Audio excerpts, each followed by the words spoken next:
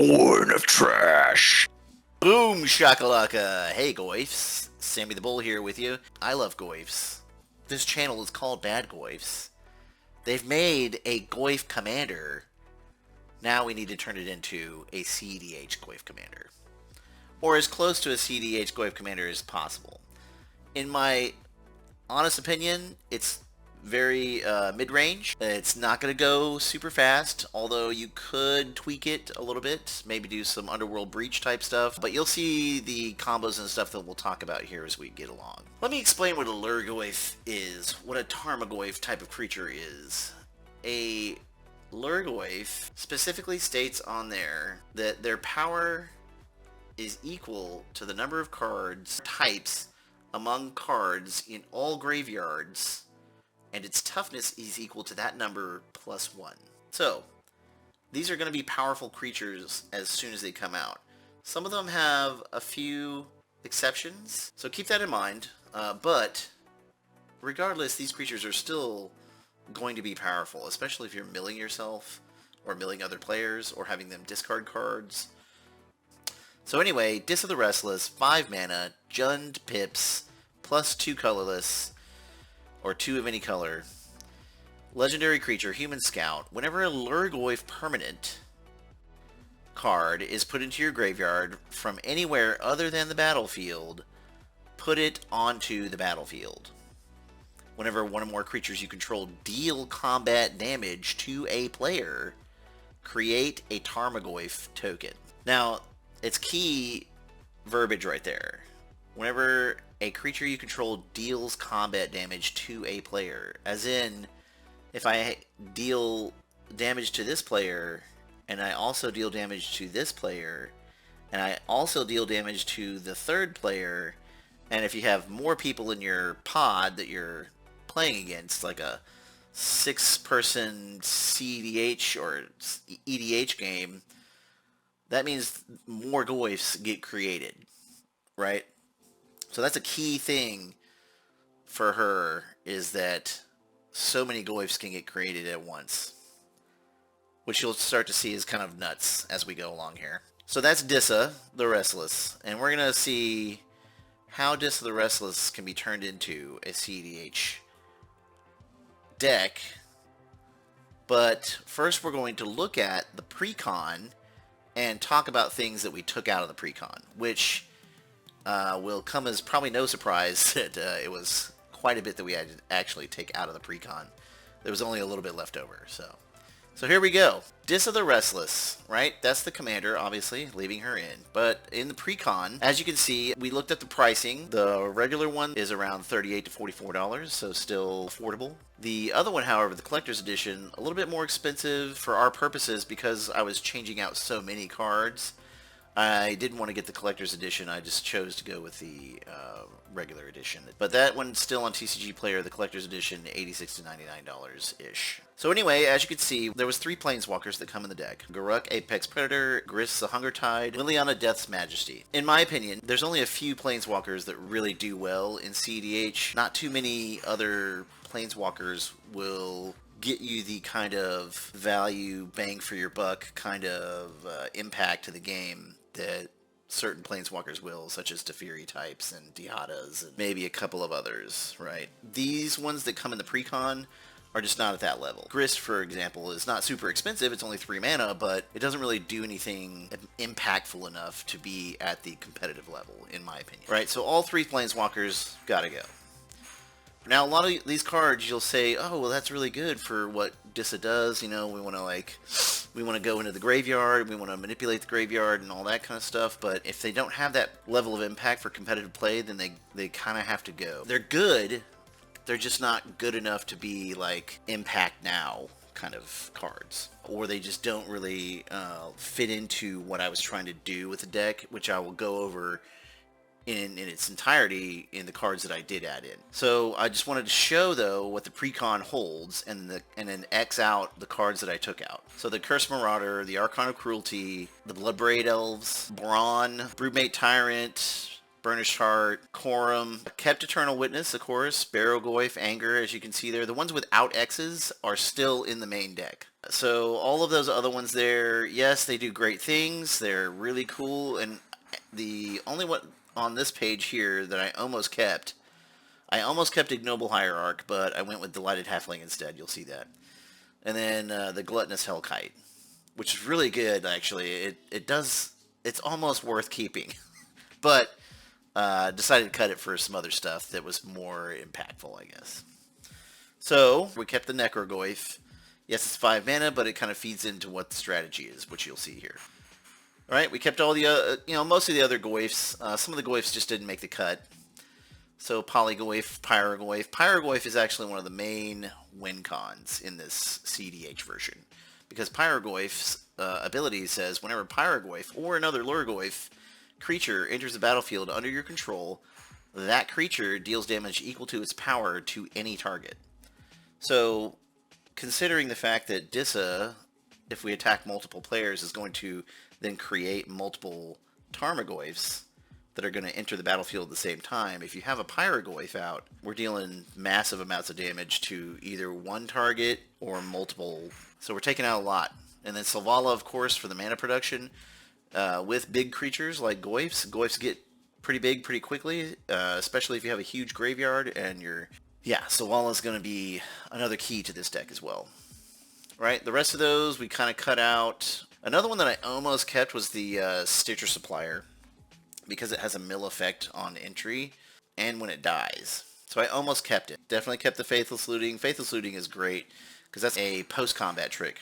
You'll see, like, after all the combat damage, I've made a bunch of Goyfs, I've done damage with Pyrogoyf, Faithless Looting, discard more Goyfs, get more Goyfs out, right? So all the rest of this kind of had to go. None of it really fed into the strategy too much. All these cards have synergy, and like I said, the PreCon itself is very good just on its own, and it will stand up in any EDH casual type of game. This deck is actually pretty brutal and is a little bit overwhelming for a casual table, right? And then a lot of this other stuff, yeah, just didn't make the cut. Almost kept the Siphon Mind because it is kind of cool and a draw effect, but there was just better things to do. Hey, look who's joined us. Mr. Goyf. He's kind of wondering where the rest of these red X's go, but we're going to show him here in just a second. So I know you're wondering about all those leftover red X's, but we'll get to it. Kind of some artifacts here. Alter the Goyf, really good. Again, creates Goyfs, makes a huge, powerful board. Gives all your Goyfs trample. Can't really beat it, but at the 5 mana cost, it was almost worth it, but not enough. Kept the Maskwood Nexus, and we're going to talk about some other Kindred-specific type of cards that you could put in there. You can use the bottom ability to create the 2/2 Shapeshifter, but that Shapeshifter has Changeling, and now it's a Goyf, right? So then that's another Goyf coming down. Now, it doesn't have the Goyf properties, but it is a Lhurgoyf creature, so that's important. Obviously, kept Soul Ring. And got rid of some of this other mana, which still good mana rock stuff. And the Reaver Cleaver. Reaver Cleaver, the only reason I got rid of that is because I found that I didn't really need the extra treasure stuff. Now, I will say that if Dockside was still in EDH and still a Commander playable card that wasn't banned, yeah, Dockside would probably be in this deck still. Because it's just overwhelmingly powerful. This, on the other hand, the Reaver Cleaver, takes 3 to get out, takes 3 to equip. I'm not really an equipment deck in the first place. I'm not like, reducing my cost on that or, being able to do it quickly. I just left it out. The other one I did leave in was Tarmogoyf Nest, because it does what? It creates Tarmogoyfs, which is the point. Alright, so Mr. Goyf, here's where we're going to show you where all the rest of these red X's go. And that is in our lands. The original deck, the PreCon, has 39 lands.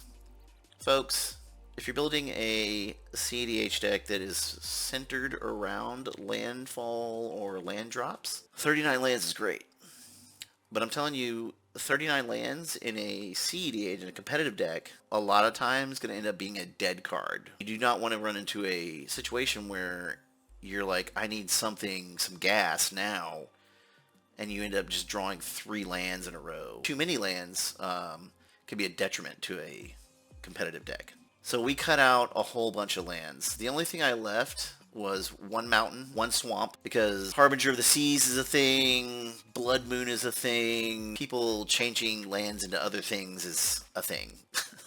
I left the Canyon Slough and the Sheltered Thicket. I left those lands in because what I can do is cycle them. So obviously we kept Command Tower. All the rest of these lands, they're great for regular Commander because you have time. For competitive play, it's not good at all. So obviously the Goyf is now aware of why we had all those extra red X's, and they were to go on all of these lands. So there you go, that's what we kind of kept out of there. Most of the lands were cut. So these are the cards remaining. Disa, Anger, Solvala, Eternal Witness, Necrogoyf, Pyrogoyf, Polygoyf, the Faceless Looting, a Soul Ring, an Arcane Signet, Maskwood Nexus, and a Tarmogoyf Nest. That was it.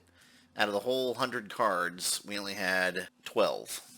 So that just tells you what is kind of, in my mind, viable for a cEDH deck that is Goyf-centric. And out of the original pre-con, it was only like 12, these 12 cards, to me. One of the cards I did leave out that I recognized afterwards, after I made all this, was Underworld Breach. There's plenty of things you can do with Breach in Jund, and just research that a little bit on some combos for like EDHREC. Not a sponsor of this show, but a great place to go to find combos for any kind of cards. So look up EDHREC, EDHREC website. You'll see Joey on there doing a lot of talking about a lot of different things in Magic, but their website specifically is where you can go to find a lot of combos for just about any card in Magic. So check it out. Good stuff. Again, not a sponsor of this show, but a cool place to go check out. We talked about mana, but when you're talking about mana in a competitive format, it has to be mana that is immediately usable, and usable to a high degree, and has a high degree of impact. You need to have impactful mana production in a cEDH deck. So a lot of the cards that were taken out, these cards took the place of them, right? Dark Ritual, Culling the Weak, Cabal Ritual, Desperate Ritual in the red, Pyretic Ritual, Rite of Flame. And then for creatures, and you'll see these creatures again because they're just part of the creature package, but your African Swallow or Birds of Paradise, so that's from the Monty Python Secret Lair set, Elvish Spirit Guide, Simian Spirit Guide, Delighted Halfling, of course, because then it makes your commander uncounterable, because your commander is legendary, but you also have other legendary creatures within this deck that you can cast with Delighted Halfling. Right, so Savala, Heart of the Wilds, also a huge mana producer.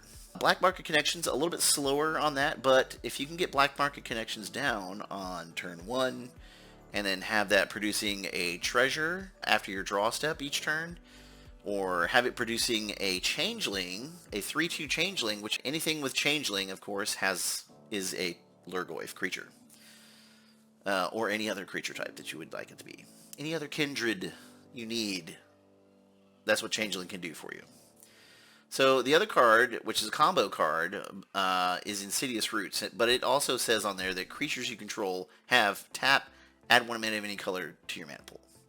Although a little slower, it is also a combo piece, which we'll go over here shortly.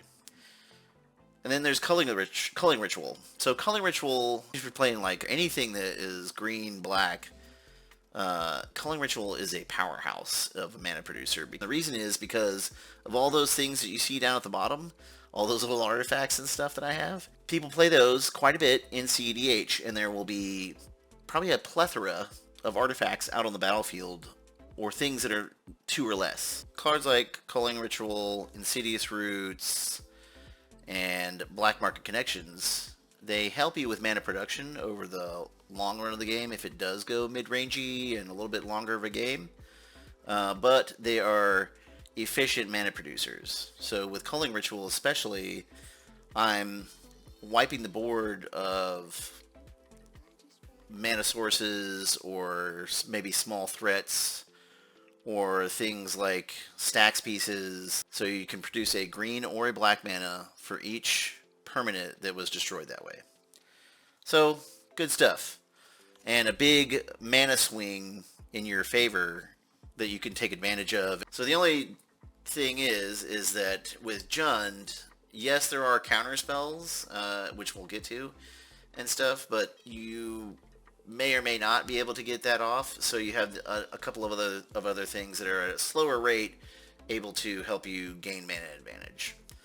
And then we'll talk about our artifacts. So our artifacts in this deck are mana centric. There's a couple that are not. You want to have an artifact repertoire that is going to put you well ahead of anybody else, ahead of any other competition. You want to have things like Lotus Petal, and a lot of people are like, Lotus Petal, why you play Lotus Petal? Lotus Petal is so impactful and powerful. It's just that free mana that I don't have to do anything with other than I cast the spell. It's so good. Any number of things could happen at that point, right? We could have a Dark Ritual that you can cast, or a Rite of Flame, or something else of that nature that once you do that, now you've exploded into a whole other range of mana.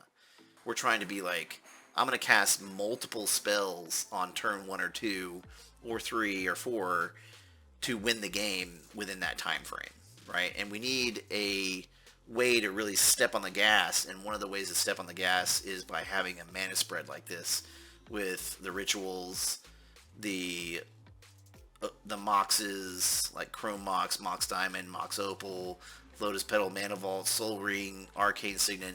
And then for this deck specifically, even though I'm not running Underworld Breach, because this card usually combos with Underworld Breach, which is Lion's Eye Diamond. Lion's Eye Diamond still allows you to do great things with this deck because it allows you to discard your hand.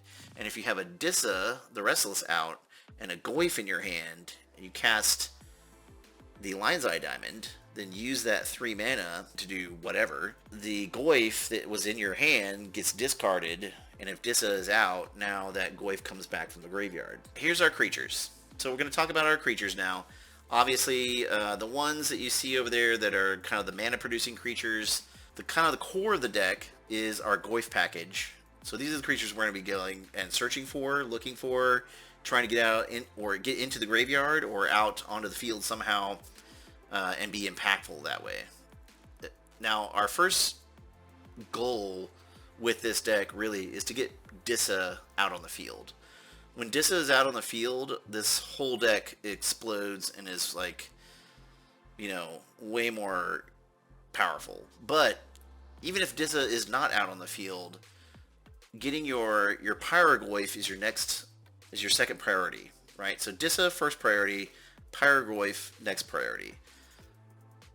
This is how you're going to try and win, especially in my version here. You can do many, many, many things with this deck. You can do whatever you want, really, but my goal was Pyrogoyf, right? And so with Pyrogoyf, I have multiple other creature creators, as we talked about already, the Tarmogoyf Nest and the Black Market Connections. Those both create a Tarmogoyf or a Changeling, which is a Lhurgoyf, and that then will trigger Pyrogoyf. So when those creatures come out onto the battlefield, boom, we have a Pyrogoyf trigger. Anger, of course, his whole goal is to get into the graveyard, right? So we're either going to sacrifice him or mill him into my graveyard. Another win condition within this deck is the Witherbloom Apprentice. So Witherbloom Apprentice will combo with a certain card, which we will go over later. Opposition Agent, I don't have much in the way of stacks in this deck, but Opposition Agent is a great way to go. I didn't want to play Dothy Voidwalker because it messes with the graveyard too much, and I didn't want somebody to be able to like clone my Dothy Voidwalker or take my Dothy Voidwalker, and now it's being used against me. Opposition Agent I went with because then now I can mess with other people's searches and get those cards for myself to gain some sort of advantage for me. Eternal Witness, obvious, comes to the battlefield, returns any card to your hand. When you do that, then you have something else out where you can combo off, discard a Goyf that came back, whatever the case may be. Bowmaster creates the orc army, obviously, but it pings down those little tiny threats and stuff, right? So let's talk about our Goyfs a little bit. So we talked about Pyro Goyf, that's like the main Goyf. But the other ones are great for support, and they're also great in feeding the Pyro Goyf. Nether Goyf has the escape ability, so it can escape itself out of the graveyard and come back onto the battlefield by itself. So that is a good thing for Pyro Goyf, and Disa just automatically does all this for Pyro Goyf anyway, but each of these is unique in that way. The thing about Barrow Goyf is that it has a mill effect, so I want that mill effect, and I want it on the Goyf. I don't want to have to, like, play other, like, weird or bad cards to mill myself when I could just use Barrow Goyf and get double the effects. So playing a card like that, Barrow Goyf, is going to give you value. Value beyond what playing 3 or 4 cards that would do similar things to Barrow Goyf would do for you. So Barrow Goyf milling you, possibly triggering a Disa or a Pyro Goyf trigger. Those are the kind of things you want in this deck, or at least I wanted in this deck. The other thing in Goyf, yes, it's 5 mana, so most expensive creature other than Disa. But what it does, though, is it contributes to the mill effect. Again, it's a Goyf that does a discard effect for each of my opponents. So it's disrupting their gameplay, and it's also a Lhurgoyf. So I don't have to play like an extra card. So I don't have to play that because I have a Goyf that does that for me. So I'm getting value, and I'm consolidating things into singular cards. So Goyf is in there for that reason. So we talked about Nether Goyf, we talked about Goyf, Barrow Goyf, and then on top of that, Barrow Goyf has Death Touch and Lifelink. So a great attacker, blocker anyway, right? So he's one of the, like, best ones in here, other than, like, Pyro Goyf. So Polygoyf is another one that also feeds into our strategy here. Polygoyf has Myriad on a Goyf creature.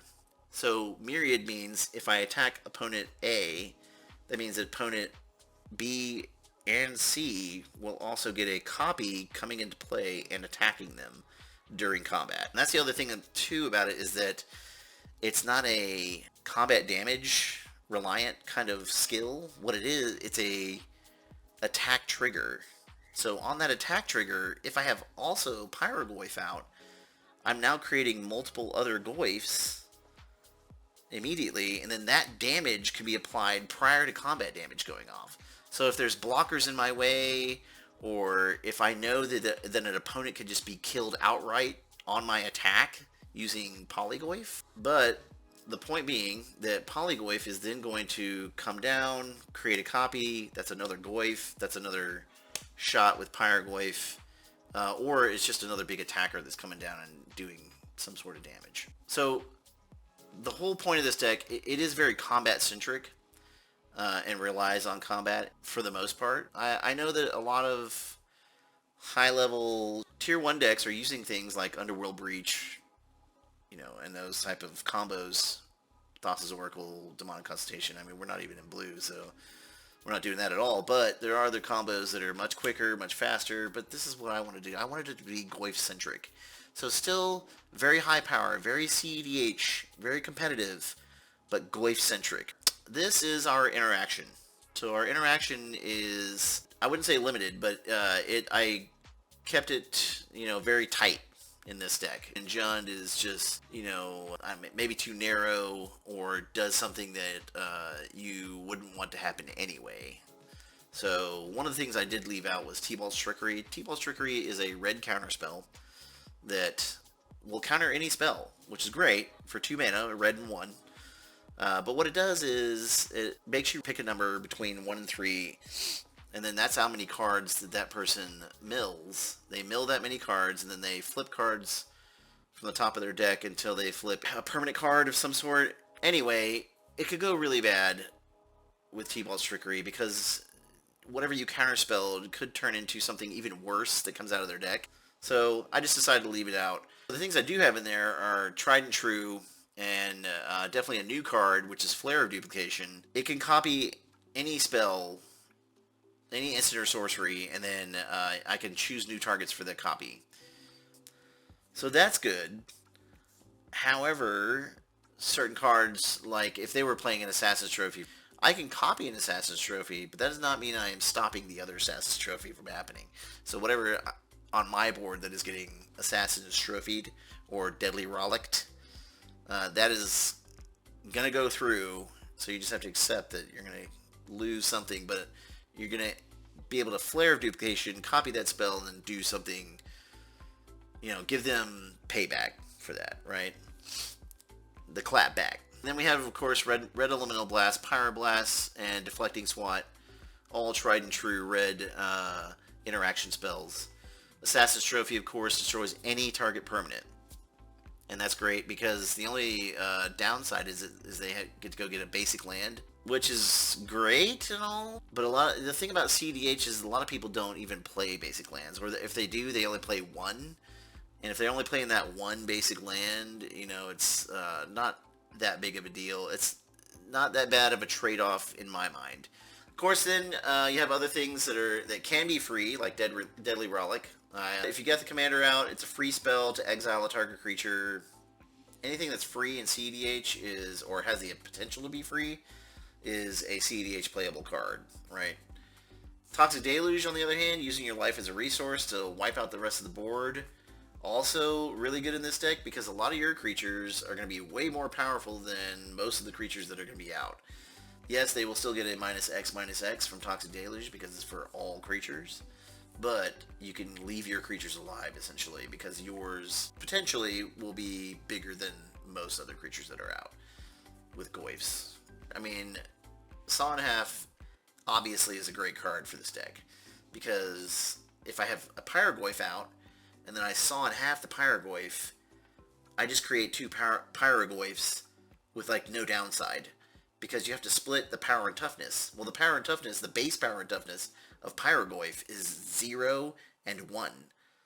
So you split that, round it up, it's still 0 and 1. So now I just essentially have two Pyrogoyfs. And when you have two Pyrogoyfs, the game's pretty much over, folks. Especially in this deck. Because of the way the deck synergizes with being able to create multiple Tarmogoyfs or Polygoyfs being myriaded out. It's insane. So you want to wait on the saw in half at the right moments. Pyrogoyf, get him sawed in half.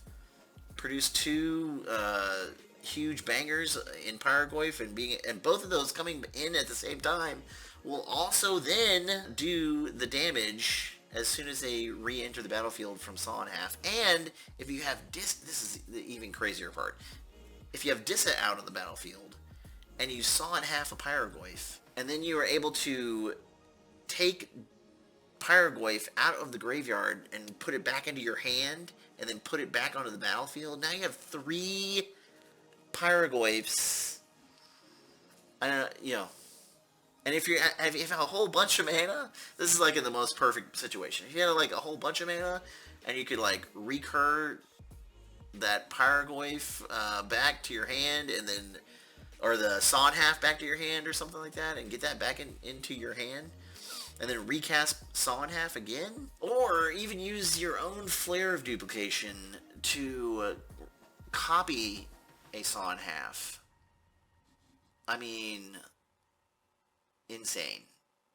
So those are like cool, like when all the stars align and you can create multiple Pyrogoyfs and then somehow create a whole bunch of other Goyf creatures because you just attacked with everything and you've done multiple damage to a whole bunch of people, and now you've got Pyrogoyf triggers going off multiple times. Just, yeah, there's not a lot of cEDH games that are going to be, or players, decks, that are going to be able to survive things like that, because you have a lot of ad nauseum players. They're using not only are you using your life total as a resource, but they're using their life total as a resource. So there's a lot of situations where the life totals in cEDH are going to get low quickly.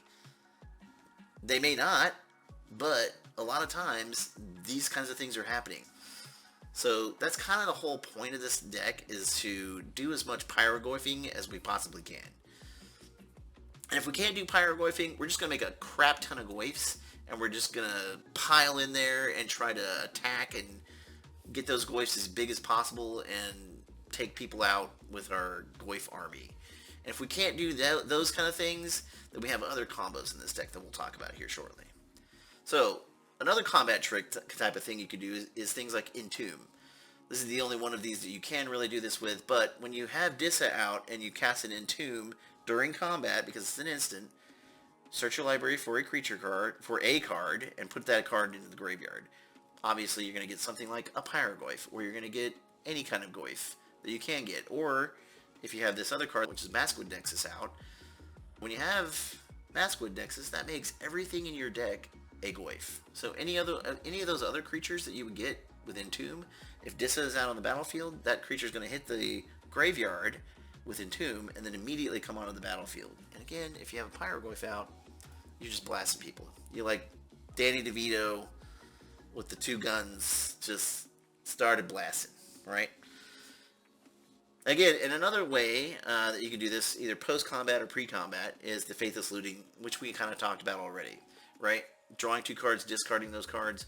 The cards you want to try to discard are Goyfs while you have Disa out. And so the reason we have such a huge mana package is to get Disa out in, like, as quickly as humanly possible, so that you can use her effects.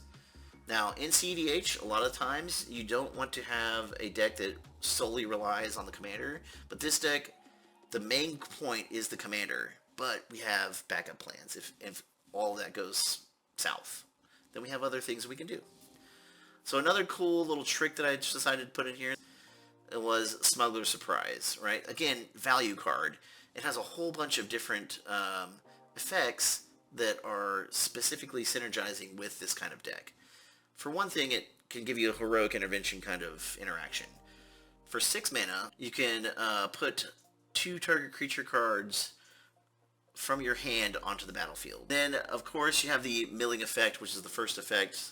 And then, if your Disa is out and you're milling that, you get it.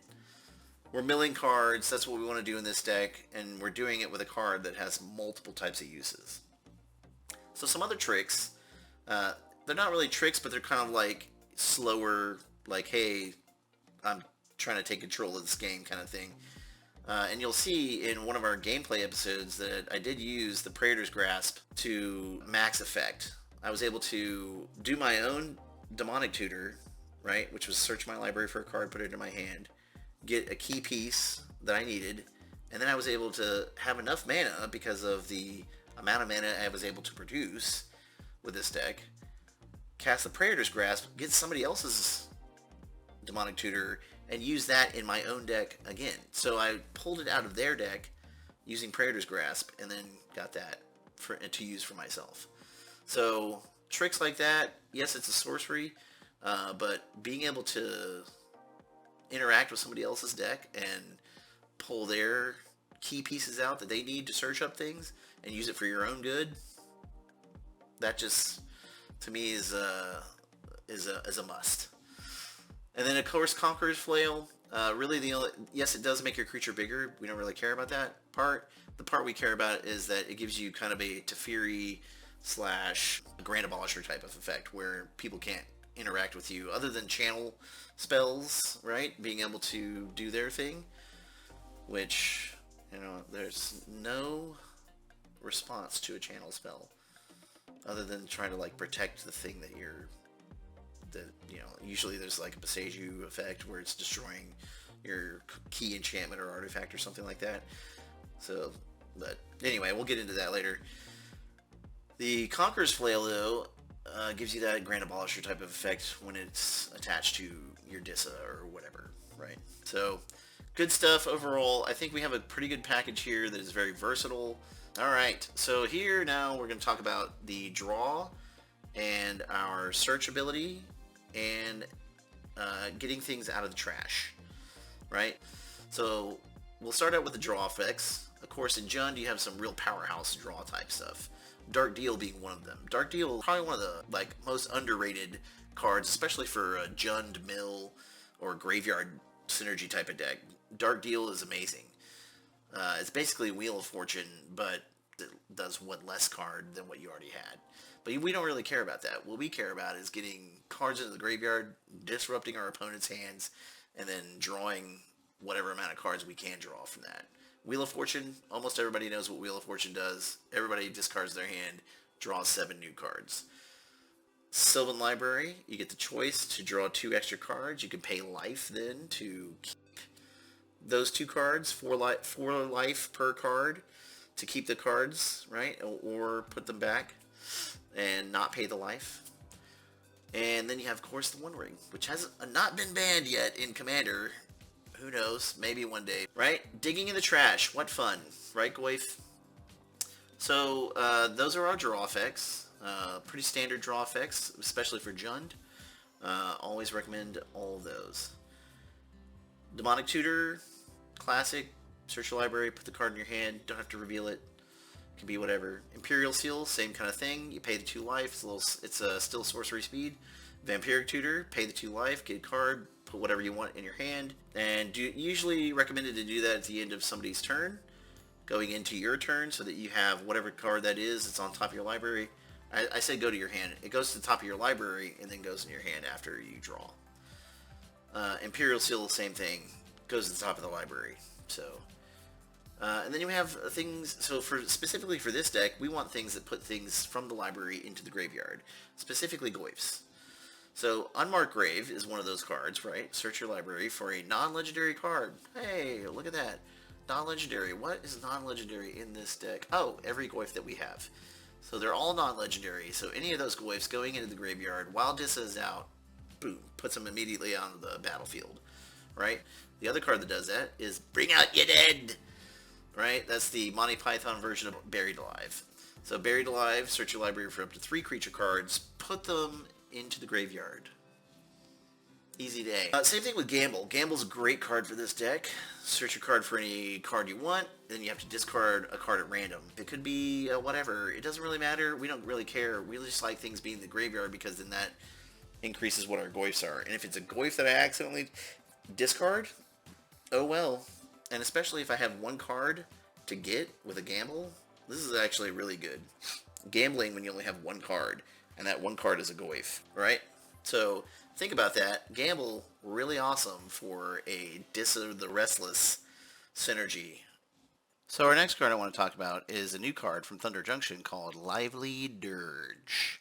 It's another spree card, but in this deck, it works out beautifully, right? So the first spree is you have to pay the main mana cost, which is 2, 1 black in any color. And then for spree 1, you can search your library for a card and put that card into your graveyard. So again, you can see why Disa being the mainstay of this deck is so important. And then of course you have your try but true reanimation spells that are digging around in the trash trying to find something good to put out. If you have something like Maskwood Nexus out, animating something out of somebody else's graveyard, let's say, I don't know, anything that could be of use to you, you know, that would now be a huge beat stick for you or a huge utility piece to help you out with winning, right? So reanimation, animate dead, reanimate, both spells that you... There's a small penalty for, in my opinion, especially when you're using their life as a resource. Either paying life or having the creature be a little bit less powerful. Not a big deal. That's going to come back and give you some sort of great benefit for having that creature either from your graveyard or from somebody else's graveyard. Right. So, great things. Necromancy, just another piece of that. It does the same kind of thing where it pulls a creature out of a graveyard and then puts it onto your battlefield. And then Life from the Loam. If I've already put like a Canyon Slough or something like that, like a cycling land into the graveyard, I can get those lands back. It also helps me with Dredge. Like on Life from the Loam, Dredge 3. Which means if I were going to draw, instead I would mill 3 cards from the top of my library. Which is great to do in this deck, right? So I didn't go like heavy mill on this deck. I more wanted to do hand disruption, putting things in the graveyard from everybody's hands. I didn't want to have like too overly much of one thing or the other, right? So all of these synergize very well with the deck. So the combo pieces in this deck, starting at the top over here on the left, is Witherbloom Apprentice and a card called Chain of Smog. Now, not a lot of people fully understand the combo. Those that play with it obviously do, but I met a few people the other day at the LGS that were like, what is happening right now? So I'll kind of explain it a little bit. Witherbloom Apprentice has Magecraft. So what happens is whenever you cast or copy an instant or sorcery spell, each opponent loses 1 life and you gain 1 life. So for those of us who are combo players, cEDH players, we understand what this is telling us. This is telling us that we need to find some kind of card to abuse this skill with, okay? And Chain of Smog is that card, and especially in this kind of deck where you're discarding. So again, think about this. If Disa is out, and I have a Chain of Smog out, or in my hand, and I have maybe some sort of Goyf in my hand, and I have Witherbloom Apprentice on the field, so that's just setting up the board for you. What we do is we have the Witherbloom Apprentice out, cast Chain of Smog. You target, because Chain of Smog is very specific. Target player discards 2 cards from their hand, from his or her hand. That player may copy this spell and may choose new targets. So, with Witherbloom Apprentice out, you've cast this spell now, or copied it, and each opponent loses 1 life, and you gain 1 life. So then, with Chain of Smog's effect, I choose to copy Chain of Smog because I targeted myself. And then, once I cast that copy and target myself again, Witherbloom Apprentice will go off again. Each opponent loses 1 life, and I gain 1 life. Yes, I have to do what the card says on Chain of Smog, discard 2 cards, but once I run out of cards to discard, I just have nothing left to discard. But I can continue targeting myself with Chain of Smog, because there's not a requirement for me to have cards in order to target myself. It just says target player discards 2 cards. If the condition isn't met, that's okay. That player may copy the spell. So all that needs to happen really is that I am targeted with Chain of Smog, because the second part of the spell will then trigger, saying that that player may now copy this spell, which is me. So I target myself multiple times, and Witherbloom Apprentice, seeing the copies occur, each opponent loses 1 life, I gain 1 life. Each opponent, and then it continues in a cycle. Fairly easy combo to do. Fairly easy to shut off if you're a blue player. But if you're not expecting it or you're not prepared for it, you can catch people when they have their mana down, and then you can get them with this spell. So that's that combo. The other combo is Selvala, Heart of the Wilds, and Aggravated Assault. So what does that do? And what it says is, for 2 red and 3 of any color, as many times as you would like, because it's just a colon, untap all creatures you control. If it's a main phase, there's an additional combat phase followed by an additional main phase. Activate only as a sorcery. Make sure you read that part, because you can only do this prior to combat or after combat. Those 2 cards are out.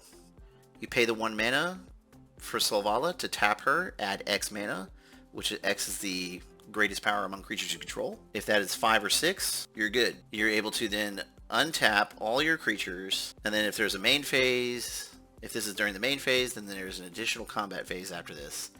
And then you just untap Selvala if you need an extra mana, whatever. Your ideal thing is to have Selvala tapping 1 green mana. She taps for 6. She does 5 red and 1 green. She applies the 5 red to activating Aggravated Assault, and the 1 green to be there for when she untaps. Tap her again, add 6, and keep doing this so that there's multiple combat steps to the point where you're attacking with all of your creatures multiple times. And when you have Disa and other Goyfs, if Disa is still out, you're going to probably target the player with the least amount of blocking power or no blockers or whatever to get to keep Disa out, because Disa will then, whenever you deal combat damage to other players, create another Tarmogoyf. And then that Tarmogoyf, if You have one of the other things that are down there at the bottom, like Mass Hysteria, which gives all creatures haste, or Anger in the graveyard, all creatures gain haste. So, Aggravated Assault, Selvala, Heart of the Wilds, and then Anger or Mass Hysteria and Disa out there, it's almost like a Najila effect, where you're going to continually be tapping and attacking, and those are going to smash any opponent to death. So that's another combat-based combo that a lot of people are very familiar with, but if you're not familiar, that's kind of the explanation of that. Another kind of like passive combo is these cards here, Blood Chief Ascension and Mind Crank, right? So Blood Chief Ascension says at the beginning of each end step, if an opponent lost 2 or more life this turn, you may put a quest counter on Blood Chief Ascension. So basically, in a cEDH game, getting out Blood Chief Ascension early, people are paying for a life through fetch lands, through shock lands. They're paying life to do different things. It's almost like a guarantee in a cEDH game where life is more of a resource than normal. You're going to get counters on Blood Chief Ascension pretty quickly. Once you get 3 of those counters, now whenever a card is put into an opponent's graveyard from anywhere, then I may have, it's a May trigger, so you have to remember it, right? I may have that player lose 2 life, and if I do, I gain 2 life. Now with Mind Crank out, and Disa and your huge Goyfs that are attacking, whenever an opponent loses life, that player mills that many cards. So with Blood Chief Ascension and dealing a lot of damage with Goyfs, and people having to mill a lot of cards possibly, or just mill a card in general from Mind Crank, they're going to lose that much life. On top of that, they're milling the cards. They're going to lose that much life from the attack or whatever it was that you did to make them lose life and trigger Mind Crank. So you can see how those 2 cards synergize back and forth, right? Another kind of passive effect is Oppression. And the enchantment says, whenever a player casts a spell, that player discards a card. This works out perfectly for us because that's putting more cards in the graveyard, in all opponents' graveyards, even your own graveyard. We don't really care about discarding as much. There may be cards that we don't want to discard, but you kind of have to strategize a little bit and make good decisions when playing with that card out, right? You want to be able to use it effectively to your advantage. So you don't want to just arbitrarily cast Oppression. You want to have like a strategy for when you get Oppression and you see the other cards in your hand and you're like, okay, having Oppression in this would be good, right? It affects everybody. And in cEDH, a lot of times, there are what we refer to as counterspell wars, or counter wars. This is when a lot of spells are being cast simultaneously.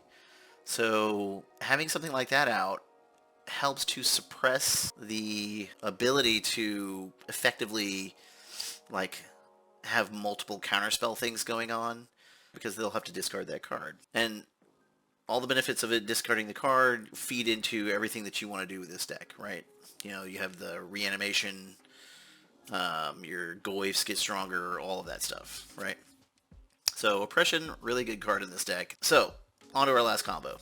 Insidious Roots, right? So whenever one or more creature cards leave your graveyard, create a 0/1 plant creature token, then put a +1 counter on each plant you control. This card is really good, and especially when you pair it up with a card called, very old card called Tortured Existence. You can choose and discard a creature card, and then return target creature card from your graveyard to your hand. So this combo is kind of if Disa has been killed multiple times, not able to be out on the board, or the Maskwood Nexus thing is not working out where everything is a Lhurgoyf, this is like that extra combo to be able to continually discard a creature and then return a creature card to your hand, and then continue doing this. So the other part of this is Anger or Mass Hysteria, right? Having one of those, Anger being in the graveyard or Mass Hysteria being out on the battlefield.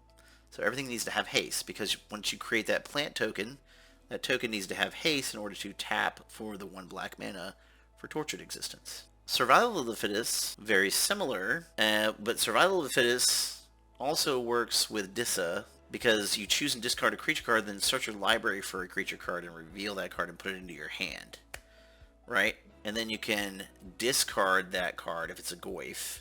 That card will then come onto the battlefield, and then you can return another card from the graveyard to your hand, and then continue doing this, right? So with this combo, it's almost a little bit of a nombo to have the Maskwood Nexus piece, but this combo is kind of difficult to assemble sometimes and doesn't not always come together. It's in there because it's kind of cute, and I just liked it being a option C. If everything else has gone to hell, I can try to do this. One last ditch effort. Is it the best option to do? Maybe not, but it is fun trying to do something like this where you're making a crap ton of plants.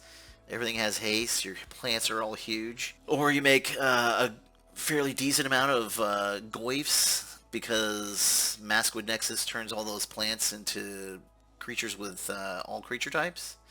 So now they're Lhurgoyfs as well. And then if they are Lhurgoyfs, the one thing that does help is having Pyrogoyf out. And now, as they're getting bigger, they're dealing more damage as they come in, right? And then there's more damage. It's pretty crazy. So that combo is in there. That's all the combos we have. Not a lot, but highly effective and highly synergistic to this deck. Alright, so the last part we're going to talk about here. Land ho! I'm a sailor. What do you want from me? So, starting off the top left are de facto lands that you absolutely need, in my opinion. To be a highly effective competitive deck, you need to do a little bit of investment, right? I mean, you can proxy all of these cards, right? And I think, as I said in like the description of this, you can proxy this entire deck for like $100 something. And if like your local game store allows proxies for tournaments and stuff like that, cool. Then you could proxy this whole thing anyway. The thing about it though, if they don't and you're wanting to have an effective deck, then you're gonna need to invest a little bit of money, right? You don't have to, but you might want to if you're really gonna be serious about doing tournaments, because not all tournaments are the same. They're not all going to accept proxies, and some of the bigger in tournaments do not accept proxies, and you have to have a deck list and all that, and cards are getting checked and all that kind of stuff. So just depends on what you want to do. But if you're more of like a casual competitive person where like you and your buddies are playing cEDH, no big deal. You can proxy this whole thing. The original dual lands must have. The shock lands right there, need those lands. Those are like the core land set. Like I said earlier on, I kept a mountain and swamp. Emergent Zone I did to be able to do some of that sorcery stuff we were talking about at instant speed. So the fetch lands are there. You want to make sure you get the colors specific to your deck. And then the other support lands, which I say Cabal Coffers, if it's there, and I don't have some sort of support for it to be able to add a bunch of mana like it does, then I just mulligan that hand, basically. Or if I have it and it doesn't have the support that it needs, I can pitch it to Mox Diamond and then have Mox Diamond as one of my mana sources. So there you go. I mean, Cabal Coffers can be good, so I kept it in. You know, I don't know if it's a total keep, but anyway.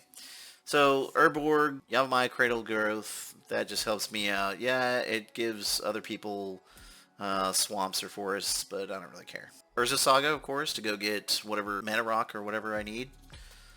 Command Beacon. So because Disa is a huge important part of the strategy here for this deck, you want to have the Command Beacon in there, in my opinion. Command Beacon can get around things that keep you from casting your commander for some reason. So, there you go.